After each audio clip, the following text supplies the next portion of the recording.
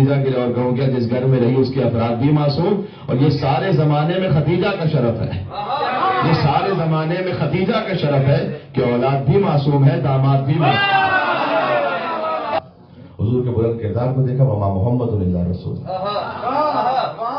اور حضور کے چہرے روشن کو دیکھا تو فرمایا والشمس وضحاها،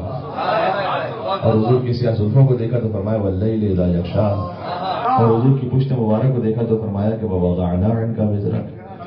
اور حضور کے بیت کو دیکھا تو فرمایا کہ فی بیوت اذن اللہ ان ترفع ویذکر فیہا اسمہ، اور حضور کے اہل بیت کو دیکھا تو فرمایا کہ انما یرید اللہ لیذھب عنکم الرجس اہل البیت ویطہرکم تطہیرا۔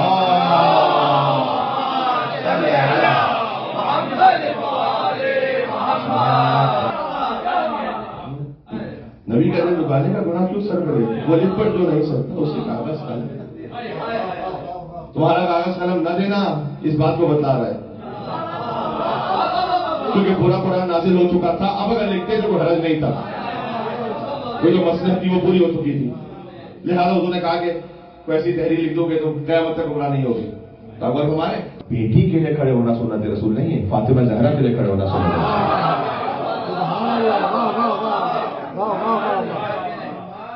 جی اب آخر وہی تو پرسانے کے گناہ ذہن میں آگے فوراً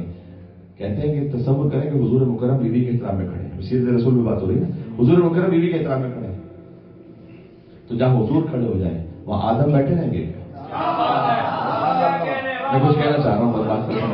تو حضور مکرم جگہ کھڑے ہو گئے، سید الانبیاء ہے تو آدم علیہ السلام کیا وہاں بیٹھے رہیں گے؟ ممکن ہی نہیں، آدم علیہ السلام بلند ہو جائیں گے، آدم بلند ہو جائیں گے تو کیا نوح بیٹھے رہیں گے؟ وہ بھی بلند ہو جائیں گے، ابراہیم بیٹھے رہیں گے وہ بھی بلند ہو جائیں گے،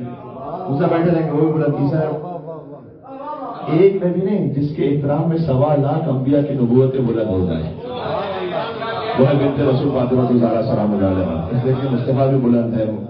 جب آخری وقت تھا، داہنے دیکھا کوئی نہیں تھا، بہانے دیکھا کوئی نہیں تھا، حسین جب کے چلے بادے دو بہن